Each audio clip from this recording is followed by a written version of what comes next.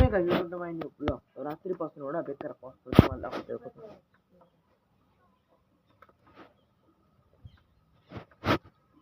आता वाले 9:30 आता 8:30ला पाऊस पण गेला तर काय वेळा पूर आला आणि मागे बेकार पाऊस पडतो. पूर आता काढल्या तिथपर्यंत त्या दिवशी तिथपर्यंत पाणी होतं. आता एवढं पाणी आलेलं नाही.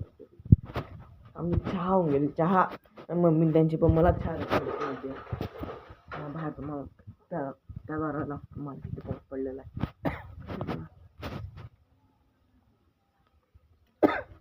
आता मस्तपैकी आंघोळ करतो शाळेमध्ये जायचं मस्तपैकी.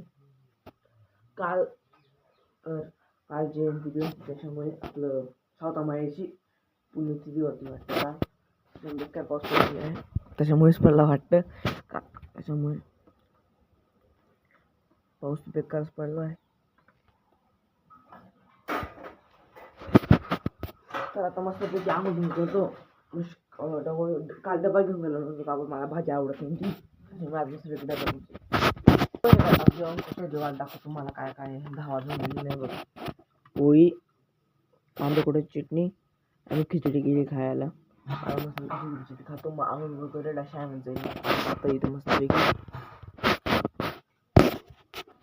आता मस्तपैकी शाळेत नेऊन लागतो. मग पप्पा आज कामाला गेले नव्हते का पाऊस बेकार पडत होता ना. आज पाऊस डायरेक्ट बंद होईल आणि 2-3 वाजता बंद होईल. त्यानंतर बंद होऊन जाणार. कसं आहे पाणी मस्तपैकी शाळेत नेऊन लागलेलो पण बघू शकतो. नाही पप्पा आज कामाला गेले नाही काबर की पाऊस बेकार पडतो त्याच्यामुळे माझा पप्पा कामाला आले नाही. तरी सर्व किती बेकार होतंय. पाऊस जर 2-3 वाजता बंद होऊन आता पण नदीला एवढं बरं आहे. नदीला एवढं पाणी आलं नाही बघू शकते बघा. नाही तर मागे एवढं बेकार पूर आढळतो. तुम्ही विचार करता एवढा मोठा पूर म्हणजे कुठून आला एवढा मोठा पूर बघा.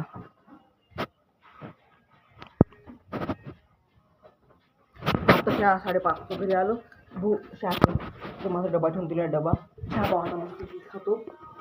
अभ्यास खूप जादा अभ्यास मस्त पसारा किती आहे बघा. मस्तपैकी पसारा खूपच पसारा आहे.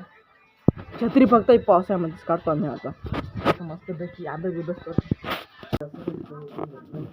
बारीक पाऊस पडतो बारीक पाऊस रोज पाणी येतं बघा. नाही तर पहिले 2 वाजता किंवा भरून घ्यायचं कसं काय पाणी चहा पितो. माझा कोणता चहा आहे का मॅम कपाचा आहे काय यामधला आहे चहा आहे माझा चहा